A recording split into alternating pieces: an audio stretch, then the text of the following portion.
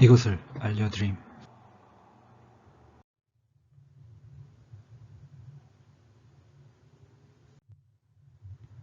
시청해주셔서 감사합니다.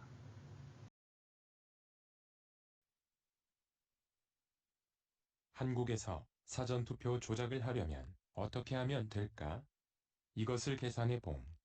오늘의 주제는 최근 들어 큰 이슈가 되고 있는 국회의원 선거 관련 내용입니다. 별로 재미있지 않은 내용이지만 이 채널의 조회수가 없어서 한번 만들어 봅니다. 이번 영상에서는 사전투표 조작을 하려면 어떻게 하면 되는가에 대해 알아보겠습니다.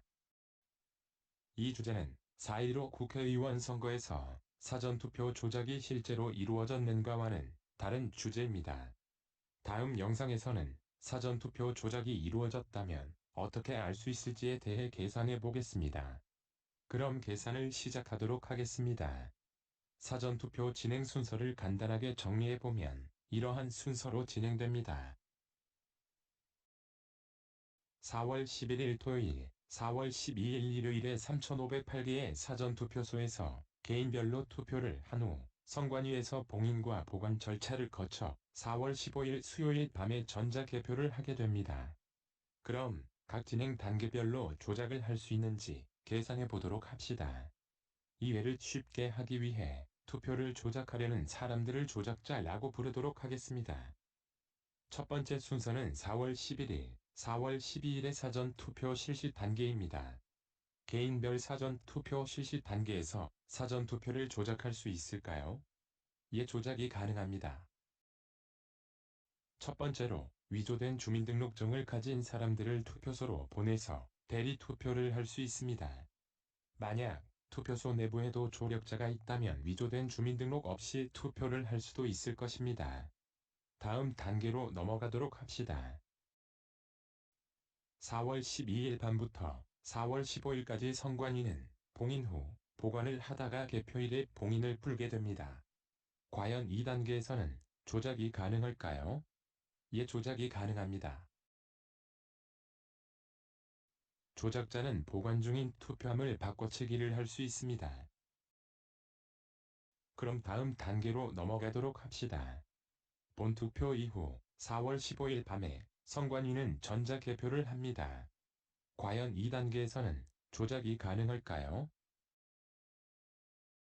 예, 조작이 가능합니다.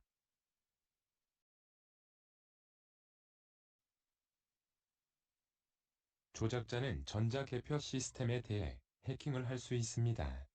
이때 조작자는 선관위 내부에 조력자를 두고 시스템을 내부에서 해킹할 때 조작이 가장 쉬울 것입니다.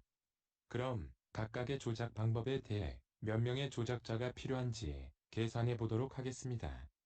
1번과 2번 방법에는 조작을 원하는 사전투표소에 투표할 사람을 실제로 보내야 합니다. 이때 조작을 원하는 총 투표수를 알아야 하므로 계산을 용이하게 하기 위해 100만 표가 필요하다고 가정하도록 하겠습니다. 대리 투표의 경우 실제로 누군가 100만 번을 투표해야 합니다. 만약 투표 실시 기간인 총 24시간 사이에 20번을 반복해서 투표할 수 있다고 가정한다면 총 5만 명의 인원이 대리 투표를 해야 합니다. 다음으로 3번 투표함 바꿔치기의 경우에 대해 몇 명이 필요한지 계산해 보도록 하겠습니다. 3번 투표함 바꿔치기의 경우 전체 표의 숫자보다 바꿔치기를 원하는 투표함의 개수가 더 중요합니다.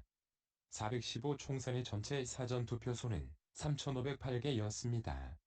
전체의 20% 정도인 700곳의 사전투표함을 바꿔치기 한다고 가정하도록 하겠습니다. 700개의 사전투표함을 바꿔치기 할 수 있는 시간은 4월 12일 자정부터 4월 14일 자정까지 약 48시간입니다. 만약 한 팀이 바꿔치기를 평균적으로 4시간에 한 번씩 수행할 수 있다고 가정한다면 48시간에는 팀당 12개를 바꿔치기 할 수 있습니다. 700개를 바꿔치기 하려면 700 나누기 12, 59개의 팀이 필요합니다. 한 팀이 10명으로 이루어졌다고 가정한다면 최소 600여 명의 인원이 필요할 것입니다. 다음에는 4번 개표 시스템 해킹의 경우에 대해 계산해 보도록 하겠습니다. 개표 시스템 해킹에는 해커의 능력에 따라 혼자서 해킹도 가능합니다. 따라서 최소 필요 인력은 1명입니다. 최소 필요 인원을 계산해 본 결과 1위 대리 투표 시에는 5만 명, 3. 투표함 바꿔치기에는 300명, 4. 개표 시스템 해킹의 경우에는 1명이 필요한 것을 알 수 있습니다. 조작자는 적어도 위의 4가지 조작 방법 중 한 가지를 선택할 수 있습니다. 조작자는 무슨 조작 방법을 선택하는 게 가장 좋을까요? 이를 알아보기 위해 우리는 조작자가 선호하는 조작 방법이 무엇일지의 기준을 생각해 볼 수 있습니다. 첫 번째로, 조작자가 선호하는 조작 방법은 조작이 들통날 확률이 적어야 합니다. 두 번째로, 조작자가 선호하는 조작 방법은 비용이 낮을수록 좋습니다. 세 번째로, 조작자가 선호하는 조작 방법은 인원이 적을수록 좋습니다. 조작에 가담한 사람들이 조작 사실을 떠벌리면서 소문이 날 확률도 있기 때문입니다. 따라서 조작자는 4. 개표 시스템 해킹 조작 방법을 선택하게 될 확률이 가장 높습니다. 이제 조작자가 4번 개표 시스템 해킹 조작 방법을 선택했다고 가정하도록 합시다. 다른 방법들은 제외하도록 하겠습니다. 조작자는 실제로 사전투표 개표 시스템 해킹을 실행하기 위해 어떤 일들을 해야 할까요? 먼저, 투표일 이전에 해야 할 일들이 있을 것입니다. 투표일 이전, 첫 번째로 조작자는 개표 시스템을 해킹할 수 있는 프로그램을 개발할 수 있는 해커를 물색해서 해킹 프로그램의 개발을 완료해 두어야 합니다. 또한, 이 개발된 해킹 프로그램이 개표 시스템에서 개표 당일 실행될 수 있도록 해킹을 미리 해 놓아야 합니다. 이때 내부 조력자가 있다면 더욱 수월할 것입니다. 이렇게 모든 준비가 세팅이 되어 있다면 개표 당일에는 준비된 해킹 프로그램을 실행만 하면 됩니다. 실행되고 있는 프로그램에 문제가 없는지 확인만 하고 있으면 될 것입니다. 이렇게 프로그램이 정상적으로 가동되었다면 조작이 성공적으로 완료될 것입니다. 그럼 개표가 끝난 이후는 무엇을 하면 될까요? 개표 이후는 상황에 따라 다릅니다. 두 가지 가능성이 있습니다. 첫 번째 가능성은 개표 결과가 그냥 받아들여지는 경우입니다. 현행법상 투표함은 전자개표만 할 뿐, 이어서 이 전자개표가 맞는지 수개표를 통한 검증 작업을 무조건적으로 수행하지는 않습니다. 이 경우 조작의 흔적을 찾을 수 있는 투표함과 서버 등의 컴퓨터 장비들은 곧 폐기됩니다. 따라서 조작에 성공하게 됩니다. 그런데 후보 및 국민의 요청에 따라 이후 수개표 및 서버 확인 등의 검증 작업을 하게 될 가능성도 있습니다. 이 경우 아무런 추가 조작을 하지 않을 경우 해킹 조작이 발각됩니다. 따라서 검증 작업을 하게 되는 경우 조작이 발각되는 걸 막기 위해서는 증거인멸을 하려고 할 것입니다. 해킹 조작에는 두 가지 흔적이 남게 됩니다. 첫 번째는 투표지와 투표 결과가 상이하게 되고, 두 번째는 컴퓨터 장비에 해킹 흔적이 남는 것입니다. 따라서 조작자는 이 두 가지 증거를 인멸하려고 할 것입니다.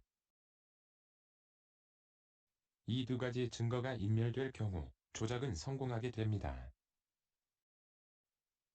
이렇게 해서 오늘의 주제인 사전투표 조작 방법에 대해 간단하게 계산하여 보았습니다.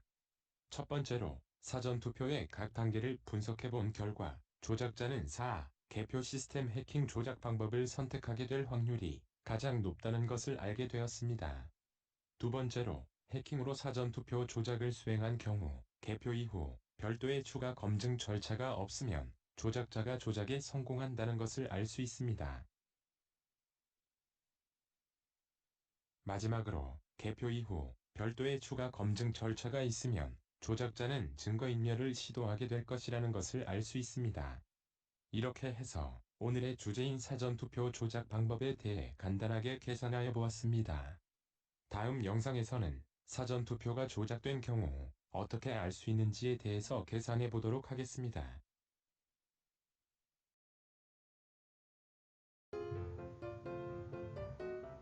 이 채널은 다양한 주제에 대해 재밌고 이해가 쉽게 생각해보는 새로운 채널입니다. 알고 싶은 주제가 있으시면 댓글로 달아주시기 바랍니다. 감사합니다.